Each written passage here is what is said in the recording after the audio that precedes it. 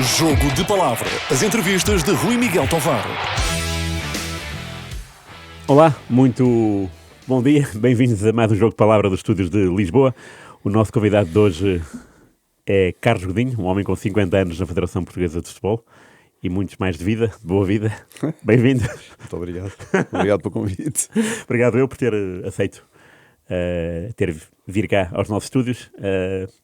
Podia haver várias introduções, mas chegados aqui ao estúdio e aqui ao lado está o Paulo Fragoso. O Carlos quis falar com ele e pronto, mudou tudo. E vamos começar com a tal história que eu desconheço sobre Rádio Renascença, Paulo Fragoso, João Chaves e Carlos Godinho, não é? Quero contar-nos. E a seleção? E a Seleção Nacional, claro, sempre. E vários jogadores.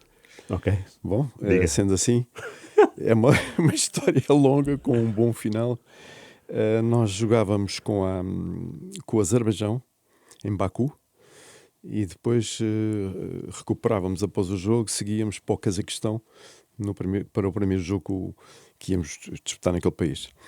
Acontece que o Luís Filipe Scolari, apesar de eu lhe dizer o contrário, que era melhor levar mais jogadores, porque era uma viagem muito complicada, entendeu que não. Ele teve uma reunião antes com o treinador do Marítimo, onde jogava Macucula. Falou com o treinador, disse que ele estava com a possibilidade de ir à seleção, mas não o convocou para essa jornada. Bom, o que acontece é que fomos jogar ao Azerbaijão, uma viagem complicada, e no aquecimento o Nuno Gomes lesionou-se. Nem sequer foi no aquecimento, foi junto ao túnel. E então jogou outro jogador, claro, nesse jogo, mas levantou-se um problema porque faltava-nos um jogador para o jogo com o Cazaquistão. E o Scolari volta-se para mim e diz: Carlos, manda-me a convocatória para o Macucula. E assim foi. Eu ligo para as pessoas do Marítimo, na altura, e o Macucula não estava no Funchal. Tinha havido quebra para as seleções, aproveitou e foi para a Bélgica, foi para Bruxelas. Ou seja, havia já aí um problema de ordem logística que seria resolver. Quando eu falo com o Marítimo e com o Macucula diz: eu estou em Bruxelas, mas não tenho passaporte. E era necessário passaporte para entrar no Azerbaijão, primeiro, claro, e depois no Cazaquistão. As pessoas do Marítimo foram à casa dele, não tinham chave, tiveram que arranjar maneira de entrar na casa dele sem chave. Foram buscar o passaporte, meteram o passaporte com uma pessoa foi portadora do passaporte para Bruxelas, para entregar ao Macucula, e o Macucula viajou para Baku com o passaporte. Acontece que havia outro problema, é que esqueceram-se das botas. E o Macucula estava de férias, não tinha botas. E então embarca para Baku sem botas. E havia ainda outro problema, que não tinha camisola com o nome dele, porque não levámos. Tínhamos camisolas sem nome, mas com o nome dele não tínhamos. Portanto, era um triplo problema. Lá se arranjou a situação, ele viaja, e eu soube que o Paulo Fragoso, através de uns amigos, ia viajar num charter de promoção, não sei se Renascença, de uma empresa qualquer, com o João Chaves, para Baku, e depois seguiria de Baku connosco num charter para o Cazaquistão. E então, através do Paulo, eu pedi a alguém da Federação que nessa noite fizesse uma camisola com o nome Macucula, que chegasse a um determinado local que o Paulo iria indicar, para ele levar em mão, ele e o João Chaves, para levar a camisola para Baku. E assim foi. Ele viajou para Baku, nós já tínhamos o Macucula em nosso poder. Lá arranjámos ali uma história das botas que não se adequaram ao pé dele, porque ele tinha um pé grande, mas a camisola pelo menos veio e o passaporte também. Bom, lá conseguimos resolver o problema no Azerbaijão, um par de botas, a troco de uma assinatura do Cristiano Ronaldo, uma camisola que foi oferecida ao dono de uma loja de botas. Okay. Bom, conseguimos as botas, mas o Macucula, quando começa a treinar com as botas, não se adapta às botas, e então entre todos os jogadores que lá estavam, houve um que lhe emprestou umas botas para treinar e para jogar, que foi o Fernando Meira. Okay. Isto é inacreditável, mas é verdade. O que é certo é que nós viajamos para o Cazaquistão, o Macucula entra no jogo, o jogo estava difícil para nós, não se conseguia sair, penso que estávamos a perder, e o Macucula entra e marca o golo, que é o golo, se não é o golo da vitória, é pelo menos o do empate, já não me lembro concretamente. Foi esta história inacreditável do Paulo Fragoso e do João Chaves, que levaram a camisola do do Macucula que nos deu os 3 pontos e, por sua vez, praticamente a qualificação para o Euro 2008. 2008, exatamente. Se não me engano, o número era 39, não era, de Macucula? Não, Não era? Não, 39? Não, 39 é pequeno. Não, não, o número da camisola, calma. Não das são das chuteiras. botas. Ele tinha um pé, tinha e tem ainda bem, coitado, um pé enorme. A camisola já não me lembro, de facto. Acho que era 39. Mas isso fizemos por via telefónico. Uma pessoa em Lisboa, nós a dizermos como é que tinha que ser. A pessoa que estava a pôr os nomes não sabia muito bem trabalhar com a máquina, porque todos os técnicos de equipamento estavam connosco, lá no Azerbaijão. Lá se conseguiu que se fizesse a camisola. Ele entrega a camisola ao João e ao Paulo, e a camisola lá foi. Muito bem. É uma história feliz, de facto. É uma história feliz, felicíssima. Por falar em Azerbaijão, começámos aí, em 99, há aquela viagem, aquele jogo repetido no dia seguinte, que é um caso Exato. também Exato. sui generis Sui da generis. sua vida e da vida da seleção. O que é que se passou e quem é que decide que o jogo é repetido no dia seguinte? Bom, é uma coisa também inacreditável, porque na altura não havia a dependência tecnológica que há hoje dos computadores e da net e disto tudo. Era tudo muito com base no papel. Okay. A luz desaparece, não é? Ficamos sem luz. E então junta-se no meio do campo, estava eu por Portugal, com mais o António Boronha, salvo erro, estavam as pessoas do Azerbaijão e estava o delegado da UEFA. Acho que era da UEFA, porque Sim, era sim. para o Euro 2000. Não é? Era o delegado da UEFA e o delegado da UEFA não sabia o que é que havia de fazer.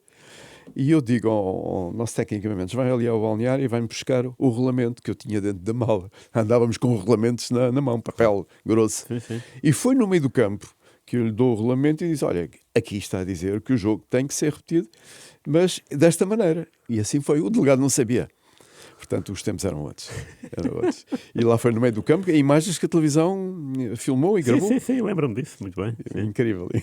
E foram 2 empates, não é? O jogo que não acabou estava empatado e o que acabou foi 1-1, não é? Sim, foi. Um gol do Figo no... Mas já acabaram.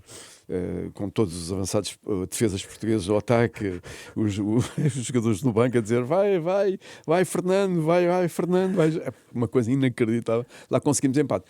Naquele momento parecia uma derrota.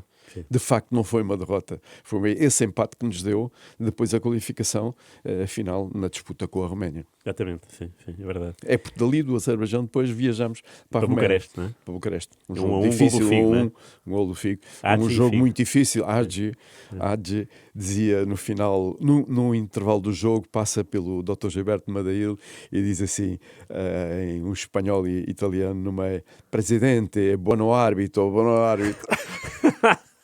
A acusar que estávamos a empatar por causa do árbitro. E depois o sorteio quis o destino que jogássemos com a Roménia na fase final. É verdade. Na o fase tal final, gol do Costinha. É verdade. Esse gol meio estranho. O Carlos estava no banco? Não estava no banco, estava na bancada. Porque o número de pessoas que compunham o banco era menor do que é hoje. E quando é que o Carlos entrou no banco de suplentes? Quando é que começou? Depois, quando aumentou o número de pessoas que podiam ter acesso ao banco e, portanto, logo a seguir, penso que foi logo a seguir. O Mundial de 2002 foi? Sim, no Mundial de 2002 estava. Sim, já estava. Naquele céu. Não foi bom. Naquela altura não foi. Aliás, para mim nunca foi bom. Porque eu sentia os jogos de uma forma muito especial e estar no banco é uma coisa muito limitativa dos nossos sentimentos. Okay. Temos que estar muito calados e muito... Aliás, esse jogo do Cazaquistão, eu sou expulso. É a primeira e única vez da minha vida. Não sabia porquê. Porque o treinador do Cazaquistão era holandês e a equipa de arbitragem também era holandesa. E falava muito com o treinador. E eu também tive uma saída com o quarto árbitro. Depois vi mais tarde a ficar amigo dele e disse good referee. E ele chamou o árbitro, deu-me o cartão, rua. Na altura não era cartão, era logo expulsão. Okay, sim. E fui expulso. E depois no jogo a seguir, no jogo com a Arménia, em Leiria, eu e o Scolari estávamos os dois castigados. O Scolari por força do jogo com a Sérvia. O murro do murro no Dragutirovic. Pseudo. E estávamos os dois na bancada a ver o jogo.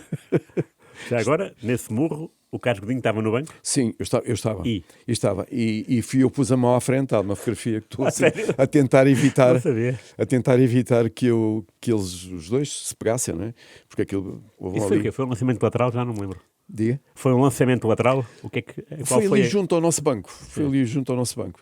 Lembro que envolveu o Quaresma, pronto, uma série de pessoas estavam todas ali a tentar evitar o pior, mas, claro, não se conseguiu evitar porque o Scolari via as coisas muito com um grande fervor. Como é que ele... Ele tocou no meu menino. Exato, E, sim. queria bater no menino. Como é que ele era como pessoa fora do relvado? Era uma pessoa extraordinária. E dentro também. Desde o primeiro dia? Desde o primeiro dia. Ele vinha um pouco receoso, porque nós tínhamos sido um momento muito difícil na seleção nacional, com o Mundial da Coreia e Japão, e ele vinha muito receoso. Eu conhecia-o mesmo na Coreia, mas depois, quando chegou a Portugal, ele vinha muito receoso com aquilo que ia encontrar, daquilo que se tinha lido, que a seleção estava muito dividida, os jogadores para um lado, a direção para outra, e era verdade. E o Dr. Gilberto Madeira disse-lhe para ele estar à vontade, se ele não quisesse trabalhar comigo, que eu sairia. Ficou ao critério dele. Passado um mês, aliás, ele dá uma entrevista a um jornal qualquer na altura e diz que pronto, tomou a decisão que queria continuar comigo e fizemos aqui amizade até ao fim dos nossos dias. Ainda hoje nos vemos de vez em quando. Pouco, mas ainda de vez em quando. Ok, boa. Recuperando o Mundial 2002, como é que é estar no banco naquele jogo com a Coreia, que é um jogo desastroso a todos os níveis? Pois, o Mundial da Coreia foi um Mundial desastroso desde o primeiro dia. O Paulo Bento tem uma frase que é claríssima sobre aquilo que se passou. Quando uma coisa começa mal, raramente sem direita. E, de facto, começou mal. E os jogadores aperceberam-se disso muito cedo. E as coisas não estavam bem entre a equipa técnica, a direção, a estrutura. E eu acho que, na altura, foi o que eu pensei, que teria sido melhor haver uma separação. Ou, de um lado, eu e o Boronha e alguns elementos da equipa técnica saíamos, ou do outro lado, saía a equipa técnica que estava em convulsão connosco. Pronto. E as coisas nunca se endireitaram e não correu bem. E com todos os factos que nós conhecemos, o doping do Kennedy, a substituição do Kennedy pelo Hugo Viana. Portanto, há ali uma série de coisas que aconteceram que não deviam ter acontecido, mas que aconteceram. Culpa não de A, B ou C, mas de todos. E a mudança para o Scolari foi da noite para o dia e transformou Portugal? A seleção transformou a seleção, no princípio com momentos muito difíceis. Porquê momentos difíceis? Momentos difíceis porque os jogadores estavam muito com o pé atrás com a Federação. Questões de prémios, questões pessoais da estrutura, portanto, as coisas não estavam bem. E o Scolari apanha tudo isso.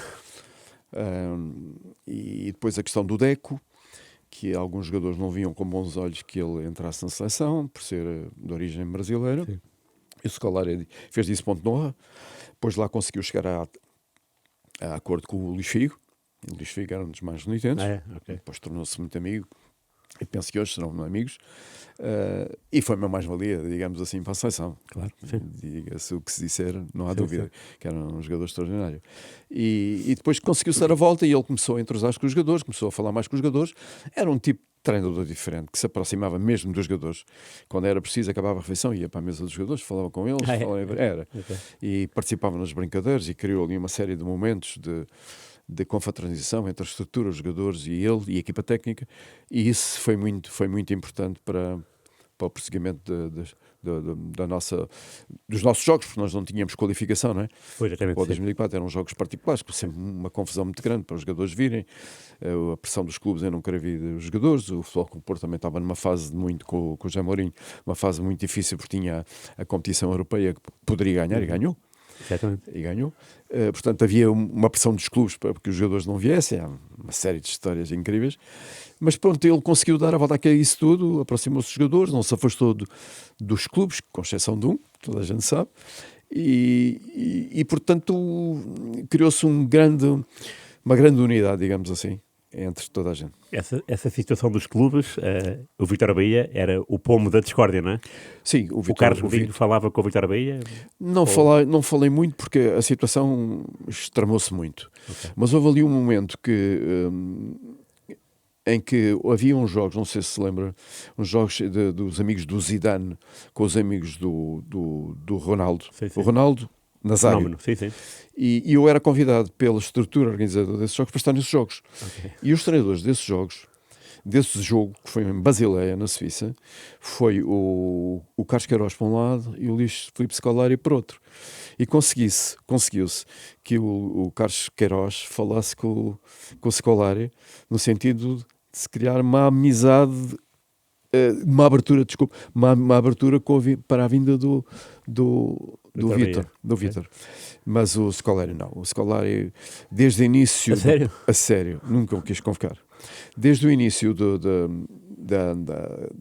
antes do Mundial de 2002, fizemos um jogo Portugal-Brasil no estádio de Alvalade. Eu estava lá, eu vi esse jogo. Um jogo extraordinário, Exatamente. em que o Brasil de facto jogou de uma forma fantástica. E o Ricardo fez uma exibição. E o Ricardo faz uma Eu exibição não lembro disso. fantástica. Eu lembro muito bem disso. E isso nunca saiu da cabeça do O Scolari. Scolari. Ok. E quando teve que tomar a decisão, até porque havia informações vindas de amigos dele do Barcelona, porque ele tinha uma série de amigos do Barcelona, o Scolari, Sim.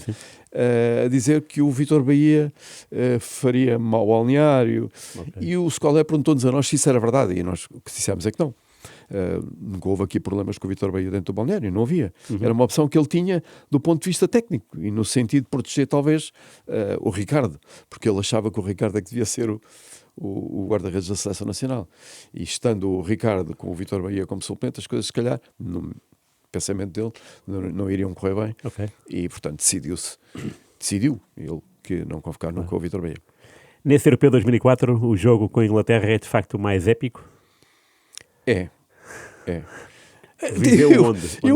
Eu acho que todos os jogos foram épicos. Eu acho que todos, a partir do momento que fomos jogar com a Grécia e perdemos, não é? No Porto, quando saímos para o aeroporto, nós viemos de avião para Lisboa para irmos para Alcochete, e as pessoas do Porto foram junto ao aeroporto a apoiar-nos, e achámos isso como um sinal, pá, quem sabe se esta derrota não virá por bem. Claro. E veio. Depois, quando foi o jogo com a Rússia aqui Na Luz. eu estava branco junto ao túnel quando eles entraram ao jogo, porque sabia que se perdêssemos aquele jogo, Claro. pá, eu tinha estado na comissão organizadora do Euro, na comissão organizadora não, na comissão de candidatura, e era um trabalho desde 99, quer dizer, pensar que ali um jogo poderia decidir tudo, e era mau, depois do Mundial da Coreia perdemos ali logo em casa, era horrível. E estava branco e o Luís Figo está no túnel com aquele seu ar, dá vontade, com a qualidade que ele tinha como jogador. Eles tratavam presidente na altura, aqueles jogadores, e diziam, presidente, calma, isto hoje vai ser fácil. Foi verdade. E portanto daí começou a mudar tudo. Depois foi o jogo com a Espanha, e pronto, e foi aquele jogo com a... Diga-me só uma coisa em relação a esse jogo com a Rússia. Há 3 ou 4 alterações, né? O lateral direito muda, o central muda. O Zec por Rui Costa. Sim, muda muito. O que é que isso muda no balneário? Eu acho que no balneário deve ter mudado na cabeça deles, mas não se manifestou externamente. Ou seja, sentimos que os jogadores como o Rui Costa, como o Fernando Couto, tinham um passado incrível na seleção. Né? Eu já não digo dos mais novos, mas aqueles dois. Claro. E não iria ser fácil, saíram mais. Mas aqueles dois pelo menos não seria fácil, mas não. Tirando do Rui Costa, que sentia-se que estava ali a ter algumas dificuldades de aceitação, o Fernando esteve sempre impecável. E pronto. Porque também é o seu estilo, não é? É o seu estilo. Ele acabou de sair da seleção, nunca abriu a boca sobre nada. Impecável. E a seleção, acho que ele já era assim? Ele já era assim. Era muito, digamos assim, muito difícil para os adversários dentro do campo, mas fora do campo não era a mesma pessoa. Aliás, o Jorge Costa também.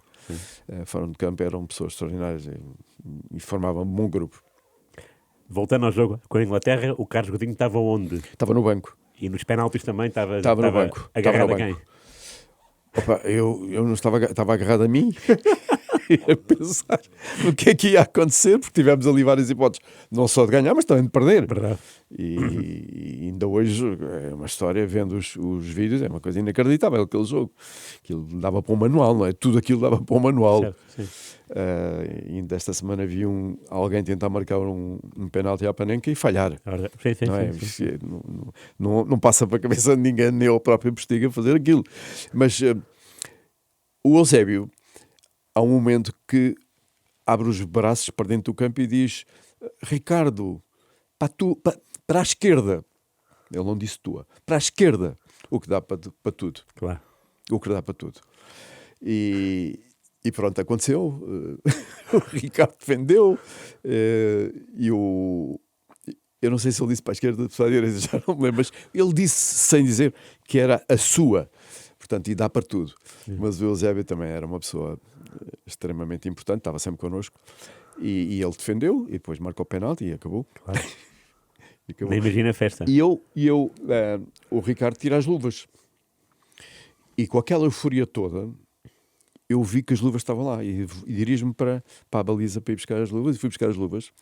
E há alguém que depois, mais tarde, diz assim: devolve as luvas ao dono. Sério? Alguém que me manda um SMS, na altura era SMS, devolve as luvas ao dono, que eu devolvi, naturalmente. Mas ele nunca mais se lembrou das luvas, o Ricardo. Pois. Foi aquela festa toda, nunca mais ninguém se lembrou das luvas. E afinal, como é que se convive com essa... Bom, afinal, é daqueles jogos que dá a sensação que as coisas não vão correr bem antes delas começarem. Porquê? Porque a lesão do Miguel, logo, a festa antes do jogo, que eu disse ao Scolari e disse ao presidente para não virmos naquele dia, para virmos de manhã, porque já no jogo, a meia-final, tivemos muitas dificuldades para vir de Alcochete até o estádio. Imensa gente, motas, carros, tudo. Cavalos, não? Cavalos, barcos. tudo. Afinal, então, imaginávamos, e a GNR, curiosamente, que fazia a nossa segurança, tinha um diretor de segurança da nossa equipa, que hoje é comandante-geral da GNR. Okay. Veja bem. O general Veloso. E ele diz assim ao Carlos Linho: se vocês quiserem, eu ponho aqui 2 helicópteros, vocês saem daqui de manhã e evitam isto, depois saem os autocarros.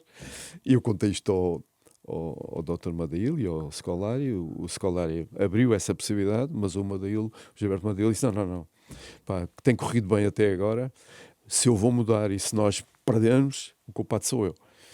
E, portanto, não vamos mudar. E a ideia é levar os jogadores de helicóptero? Exatamente.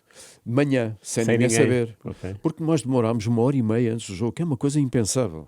Impensável. De Alcochete para o estádio? De Alcochete para o estádio. Não faz... E a previsão era qual? A previsão para nós era meia hora. Pois. 45 minutos no máximo. O dobro. Portanto, já antecipámos o tempo para ver que pudesse acontecer alguma coisa. Mas foi pior. O autocarro não andava. Mesmo com não sei quantos batedores, no autocarro não me dava. Aliás, tudo isso que aconteceu serviu-nos de exemplo para depois... Era isso que eu ia dizer, em 2016. Ok. E o que é que se passou aí? Em 2016 não houve música, houve pouca música dentro do autocarro, uma concentração total. Eu fiz com o autocarro 3 viagens para verificar as distâncias. Lá do em Marcosi para o Estado de Para o França? Estado de França. Okay. Fiz 3 viagens. E mesmo assim... dissemos à polícia francesa que naquele momento a equipa da polícia que estava a trabalhar connosco era liderada por um português. Nós dissemos: nós temos que chegar neste período, nós não podemos facilitar. E então puseram-nos 10 batedores.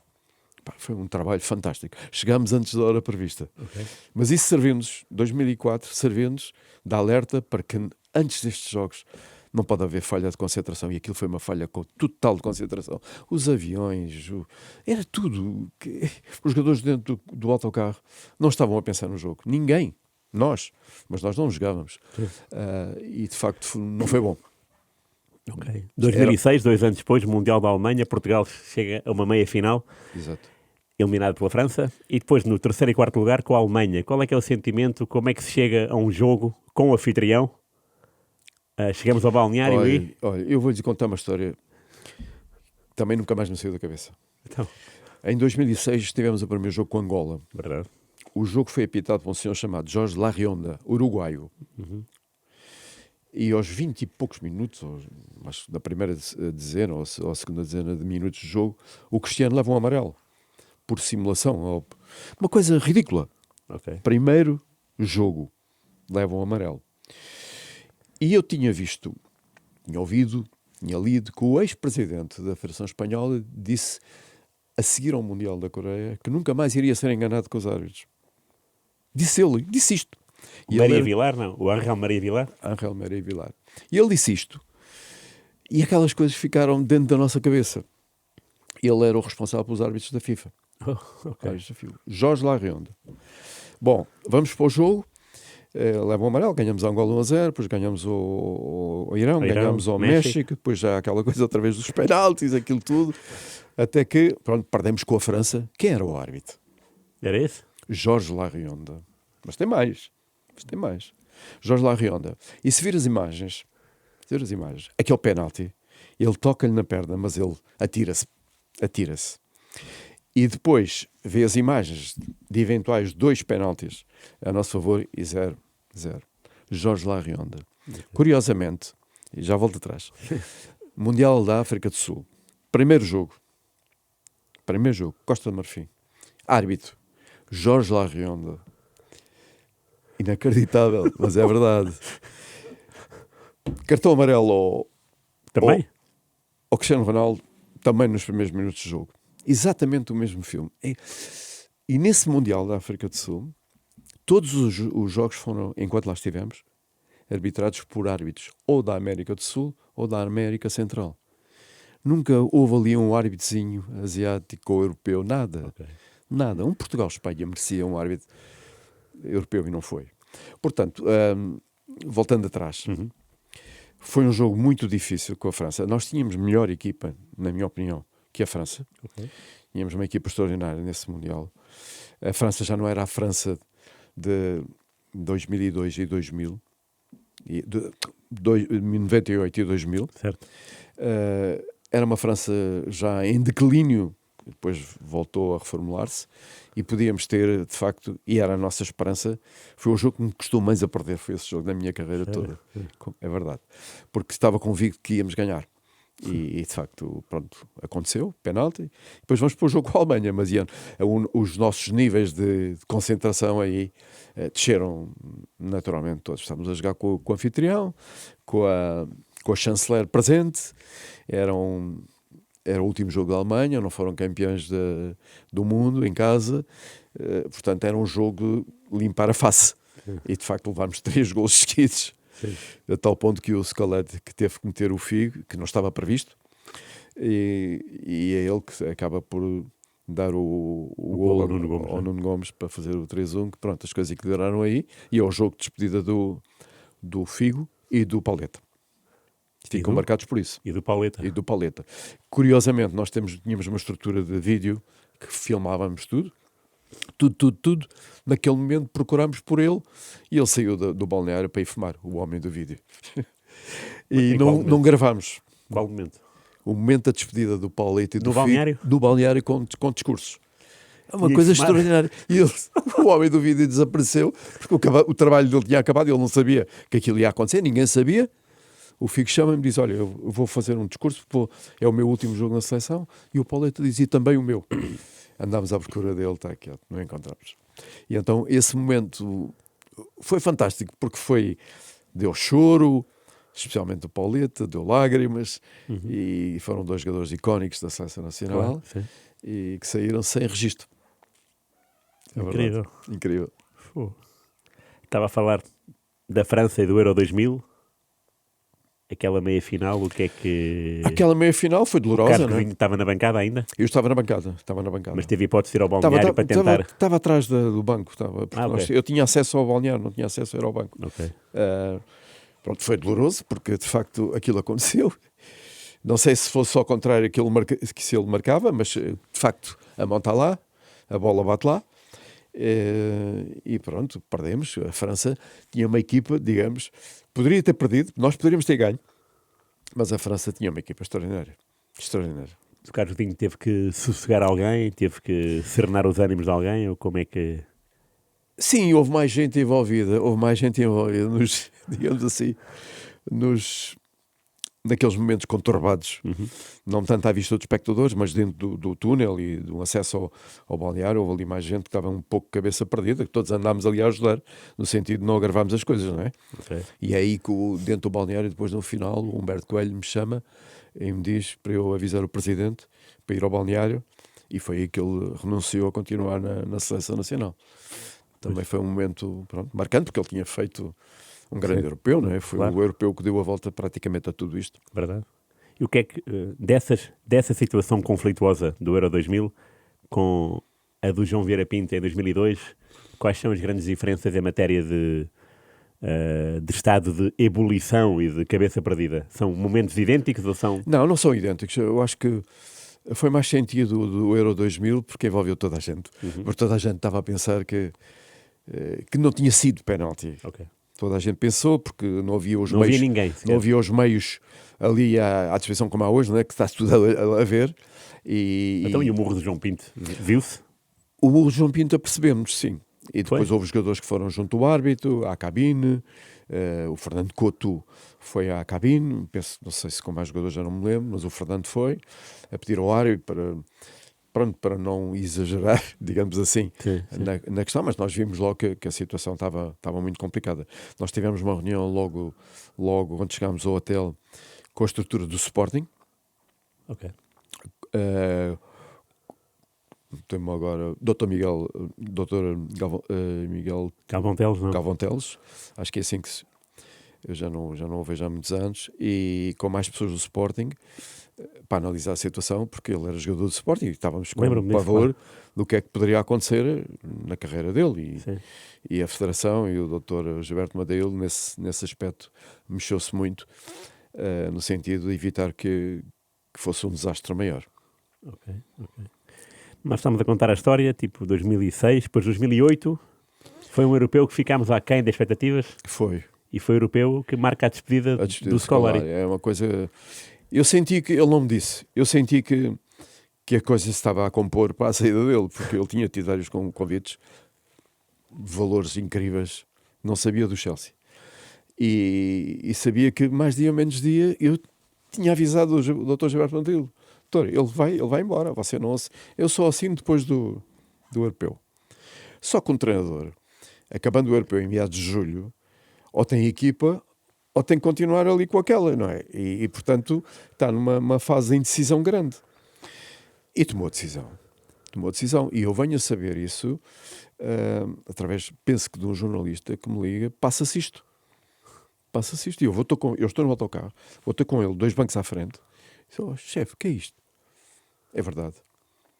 Já os jogadores todos também já sabiam, porque toda a gente começou a receber mensagens a dizer o que é que estava a acontecer. E eu vi na cara dos jogadores, naquele jantar após a decisão não, da publicação, do anúncio da decisão, que foi um choque enorme.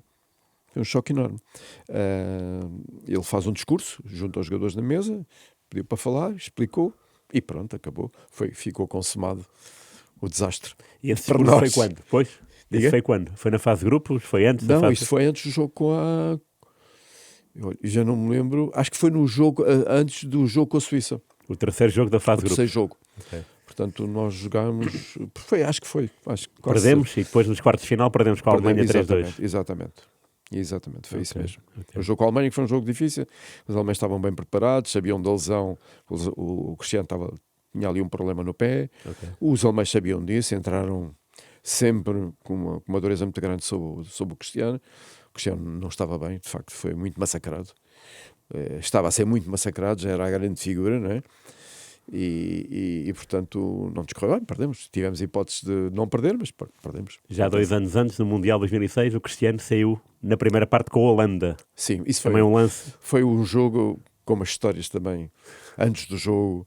Porquê? Porque eu apercebi-me que os holandeses estavam a entrar, tinha o túnel, não é? As cabines dos dois, estavam a entrar no balneário do árbitro.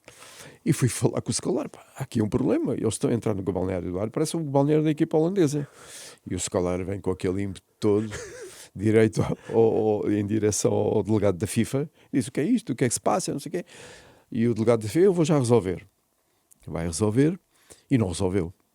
Falou falou, não sei o quê, os holandeses, tudo bem, voltou ao mesmo. Passado aí 5 ou 10 minutos, tornaram, o ex-secretário-geral da Federação Holandesa tornou a entrar. E eu vou chamar o Scolari. E entramos na cabine do árbitro a pontapé. Estava o tipo lá dentro. Eu venho aqui apresentar cumprimentos porque ele é meu amigo. Era um árbitro russo. Sim. Não me lembro, Ivanov, uma coisa assim. Acho que é Valentim Ivanov, não é? Exatamente. Vim aqui cumprimentar. E de facto, durante o jogo, no início do jogo, viu-se que o árbitro não estava bem. Não estava bem. E aquela falta é falta para expulsão direta, não é? E de facto o Cristiano não jogou mais. não jogou mais naquele jogo. Foi uma pancada fortíssima. Eu vi as lágrimas que ele teve no banco, porque de facto foi inacreditável a posição do árbitro. Ok. Desse Mundial para o de 2010, na África do Sul, já aqui falámos, Portugal só sofre um golo nesse Mundial e é o da eliminação. Também é um Mundial em que ficamos um bocado aquém da expectativa, muito embora só com um golo sofrido. O próprio Fora de Cristiano jogo. Ronaldo, exatamente. Fora de jogo. Sim. Com uma grande Espanha, que é campeã do mundo, mas fora de jogo. Verdade, é verdade. Pode-se dizer o que se quiser, mas a realidade foi essa. Os factos foram esses. Pode-se dizer que o Queiroz isto e aquilo é mentira. Perdemos com a Espanha, campeão do mundo, por um golo fora de jogo. Hoje não aconteceria aquele golo. Sim, Felizmente não aconteceria. Mas pronto, aconteceu. Mas a verdade é que a seleção não correspondeu àquilo que esperávamos. Não. Ok. Não, as coisas não correram tão bem E quanto porque quereríamos. é o grupo, é o jogo Há ali em um si. grupo, há ali momentos que alguns de nós deveriam ter tido um pouco mais de recato internamente. Carlos Queiroz também foi um pouco forte na forma como quis impor as suas ideias, mas ele era o selecionador, tinha que ser respeitado. E pronto, aconteceram factos pontuais que não ajudaram nada. Já conhece o Carlos Queiroz desde que ano? Eu conheço o Carlos Queiroz desde 1984, quando comecei a trabalhar eu comecei a trabalhar no setor de formação da Federação, formação de técnicos desportivos, treinadores. Ok. E foi aí, e com a revista que a Federação publicava, Futebol em Revista, e depois, quando foi criado o Departamento Técnico, em 84, eu começo a trabalhar com ele no futebol de formação, com o José Augusto. Depois, em 91, mudámos para a Seleção A, sempre juntos, até que ele saiu em 93 e eu continuei, felizmente. Mas esteve então com o Carlos Queiroz e com o Nel Vingada naquela Muitos anos. epopeia do Mundial 91? Sim, claro. Sempre com eles? Sempre com eles. Comecei em 84, começámos em 84. Ok. Nós tínhamos para trabalhar uma sala na Praça Alguinho, uma sala que também dava para o futebol sénior. As condições eram péssimas. E já nessa altura, o chamado documento do Carlos Queiroz, o documento orientador do Carlos Queiroz, apontava para a necessidade de termos um centro de trabalho para as seleções nacionais. Chamava-se Academia do Futebol. E demorou estes anos tantos. E foi fundamental. Portanto, nessa altura apontávamos para a falta de condições que os jogadores tinham. Nós treinávamos no Estado Nacional, muitas vezes com o relvado em péssimas condições, em hotéis que eram fracos, a Federação não tinha dinheiro, não era a Federação que mais tarde veio a ser e que é hoje, felizmente. E, portanto, havia muito poucas condições para os jogadores trabalharem. E sabíamos que era fundamental haver um centro de trabalho. E pronto, isto foi criado em 2016, veja bem. A cidade do futebol diz? A cidade do futebol, os campos de treinos, depois Sim. o hotel foi mais tarde. Onde é que estava no dia em que Portugal ganhou o Brasil nos penaltis? Estava dentro do estádio, mas no desempate de penaltis, Mundial Sub-20. Estava no banco. No banco? Espetacular. Em 91. 91. 91 não estava no banco, estava ao lado. Estava com o Nelson. O Nelson tinha saído lesionado. Sim, exatamente. Sim. Lesionado. E eu estava a tentar dar-lhe algum apoio porque ele não parava de chorar. E No sentiu- balneário diz? No balneário. Ia lá e voltava, dar-lhe algum... Porque ele ficou muito, muito sentido de ter saído na final. Mas saiu e pronto. Como não estava no banco, podia fazer isso. Claro. Mas não estive no banco, de facto. Ok. Mas depois, na altura dos penaltis, estávamos todos ali, não é? Naquele fervor único de 91, que foi inacreditável. Claro, não é? sim. Inacreditável. Sim, o calor humano foi muito Uma coisa incrível. forte. Incrível. Estávamos no Mundial 2010, o Europeu 2012 é um europeu de boas recordações, mais um desempate de penalti e este de má memória. Esse má memória correu mal para nós.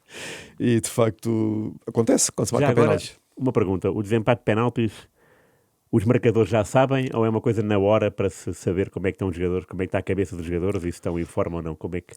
Bom, a UEFA nessa altura, a FIFA, porque a decisão é da FIFA, embora aquilo fosse um jogo do europeu, nessa competição decidiu que não era obrigatório entregar os nomes, uma folha que se entregava anteriormente com os nomes dos marcadores. Antes do jogo nós tínhamos que entregar... Antes dos penaltis. Ok. O capitão chegava ao pé do árbitro, os capitães entregavam o papelinho Ok. e os jogadores sabiam porque entretanto o treinador já tinha falado. Sim, sim. E falou, eu não assisti a essa conversa. Está bem. Estava mais do lado de cá, estava muito angustiado, porque aquilo era difícil, não é? Estávamos a falar da Espanha, Claro. que não era uma equipa qualquer outra vez. E portanto, aconteceu o que aconteceu, marcaram, falharam, perdemos. Tão simples quanto isso. Ok. Nem sempre se ganha.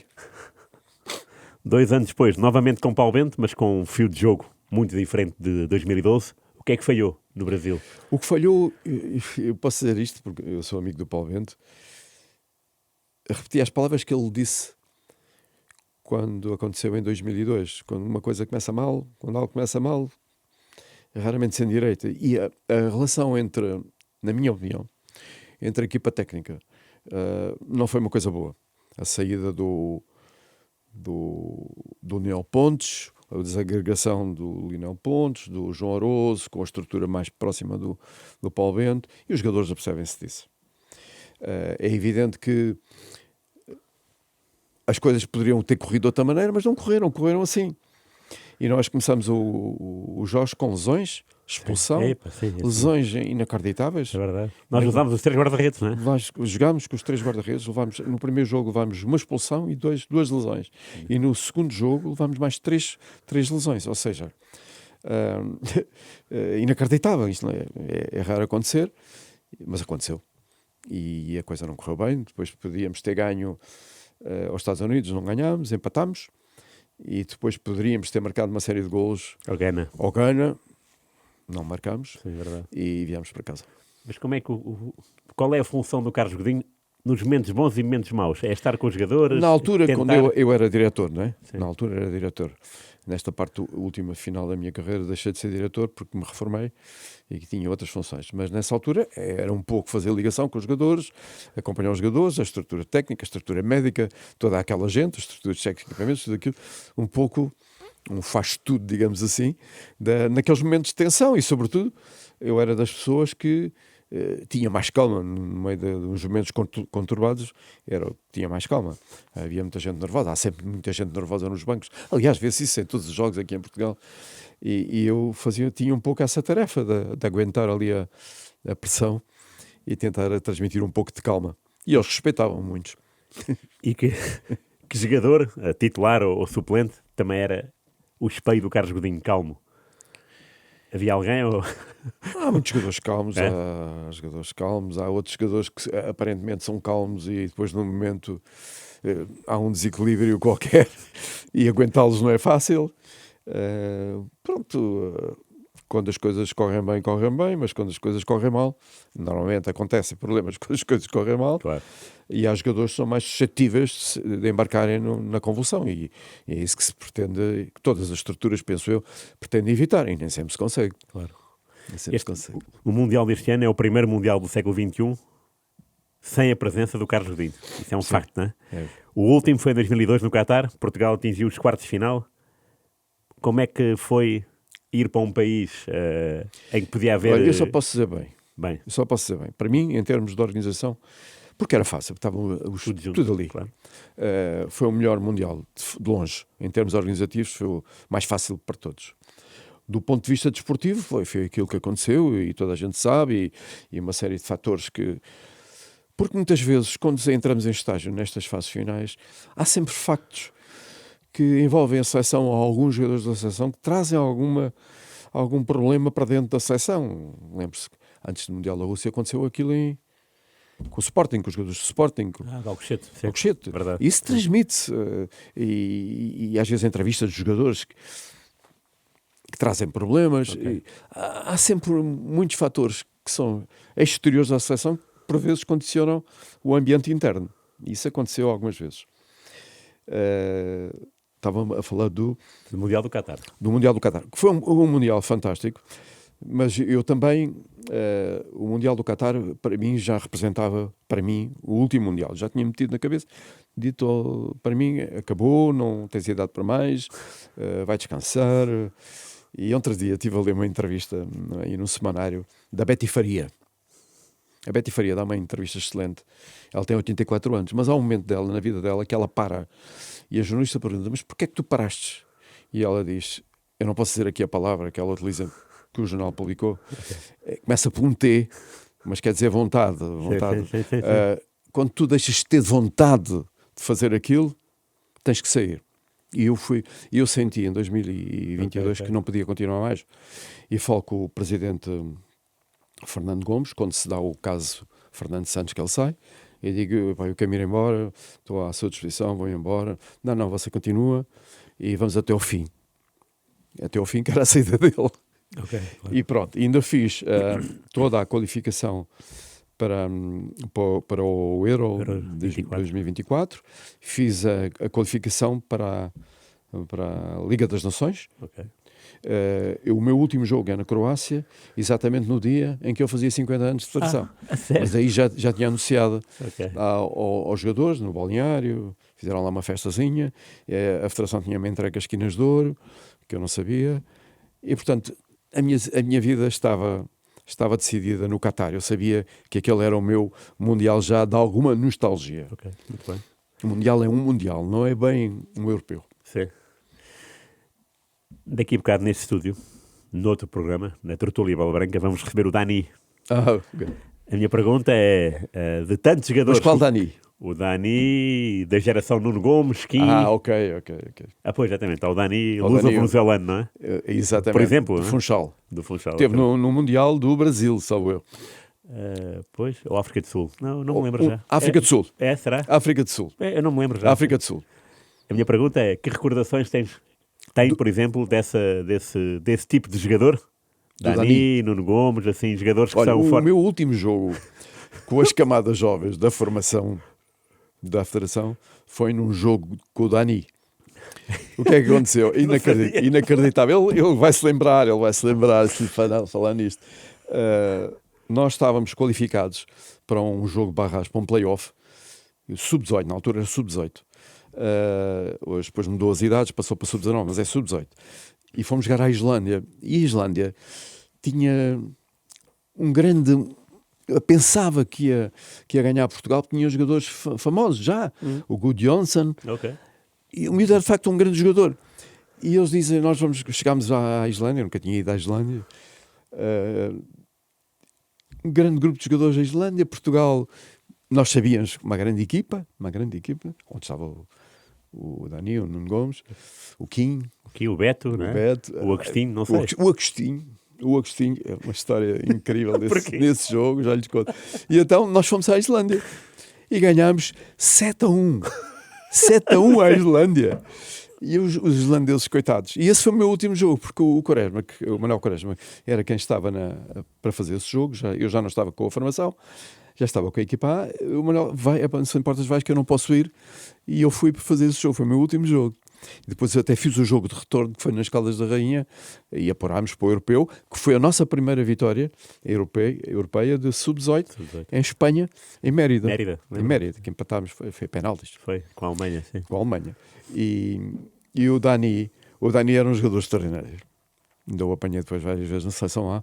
Era um jogador extraordinário. Não quis ter uma carreira, porque ele sabe que não quis, porque foi a decisão dele. Mas ele, de facto, hoje, se ele quisesse na altura, e se hoje pudesse chegar, de facto, era fantástico. Aquela equipa de sub-20 que vai depois ao Mundial do Qatar. O Carlos foi esse Mundial? Não foi. Eu já não estava tá bem, claro. com as seleções jovens. Foi o Agostinho Oliveira e o Nel Vingada. Cá o célebre livre que vai tentar marcar e voltar para trás, começa a discutir um com o outro. Exatamente. E aquilo foi tudo montado pelo Nel e pelo Agostinho. Mas estava a dizer... O Agostinho o Agostinho tinha uma história. O Agostinho disse que se eu jogar este jogo, eu vou-lhe dar um grande abraço. Epá, eu estava na bancada, na primeira fila, e ele marca, eu acho que ele marcou 3 ou 4 golos. Ele era um jogador também excelente, extraordinário. E ele marca o primeiro golo e vem em direção a mim. Eu começo-me a aproximar da vedação, porque eu já sabia que ele ia subir as bancadas se eu lá estivesse mais acima. Porque ele ia-me dar um abraço e deu-me um abraço porque me dedicou o golo. Foi a minha última vez nas seleções de formação, nessa equipa com o Dani. Outros tempos. É verdade. Que outras recordações têm de jogadores assim? Dani, Nuno Gomes, assim, jogadores que são... Eu tenho extraordinárias recordações, não estou a lembrar, mas assim de repente, mas toda a minha vida foi vivida de uma forma muito intensa na relação com os jogadores. Portanto, nós rimos, choramos, vivemos as coisas de uma forma extraordinária, mas há momentos que também são difíceis. Claro, sim. Há pouco A questão que falou do João Pinto, que eu era muito amigo e sou do João, foi um momento difícil, não é? Sim. A questão do Euro 2000 foi difícil, porque os jogadores que eram, o Abel, o Nuno, o Paulo Bento, são coisas que não deveriam ter acontecido e que aconteceram, e no qual eu também tive uma parte de responsabilidade que não soube no momento, mas também não podia entrar em campo. Aquilo foi dentro de campo. Há bocado falou do Dani como talento que não jogou aquilo que quis. Tem mais exemplos assim, de jogadores que passaram por si e que reparou que... Não. Com a dimensão do Dani, acho que não. Boa. Eu acho que o Dani, tomando a decisão de ele próprio não querer, como dizia, faltou-lhe o T, já não tinha mais T, pronto, decidiu que quer fazer outra vida para ele, e bem, e para a família, para a mãe, para o pai. Acho que a mãe faleceu e ele acompanhou muito a mãe. Tudo isso foi importante para ele, mais importante que o futebol. O futebol não é tudo na vida. Claro. E o Carlos Godinho? O futebol era tudo na vida, durante um certo tempo? Nunca foi tudo na vida. Eu sempre dediquei muito tempo aos meus amigos, à minha família, a viagens, que eu gosto muito de viajar.